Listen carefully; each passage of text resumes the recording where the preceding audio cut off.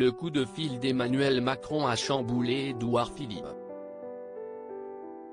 En 2017, quelques jours avant d'être élu président de la République, le chef de l'État a proposé au maire du Havre d'être son Premier ministre. Une discussion que celui qui a été frappé du syndrome de l'imposteur ne pourra évidemment jamais oublier, mais qui l'a sérieusement angoissé. Mentalement, mais aussi physiquement. J'ai perdu 6 kilos en 15 jours, je n'arrivais plus à manger, et oui, j'avais la trouille de ne pas être à la hauteur, s'est souvenu celui qui a depuis passé la main à Jean Castex dans une longue interview accordée au Point. Conscient que ce genre de confidence peut être étonnante, Édouard Philippe a ajouté « Je ne sais pas si est original de le dire, mais si est vrai. Pour tout dire, ce sont plutôt ceux qui ne ressentent pas la peur qui devraient nous inquiéter. Si vous n'avez pas le tract, méfiez-vous. » En 2017, quelques mois après avoir été nommé chef du gouvernement, il racontait avec humour cette journée où tout a basculé. Lors d'un stand-up. Je me rends compte qu'il n'est pas totalement impossible qu'Emmanuel Macron envisage sérieusement à me proposer de devenir Premier ministre. Et là je vis quelque chose d'extrêmement simple, je suis pris d'une espèce de peur panique, racontait-il alors.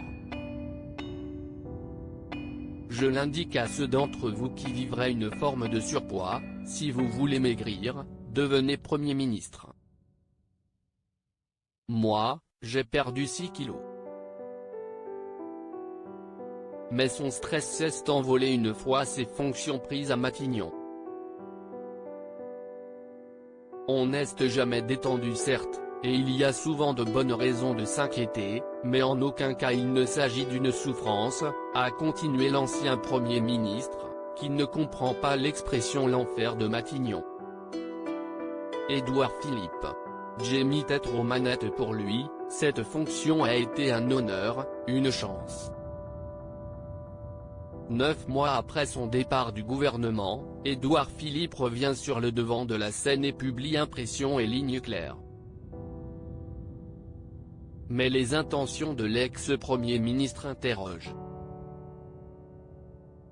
S'il a toujours assuré qu'il ne se présenterait pas face au chef de l'État en 2022, le maire du Havre se prépare au cas où.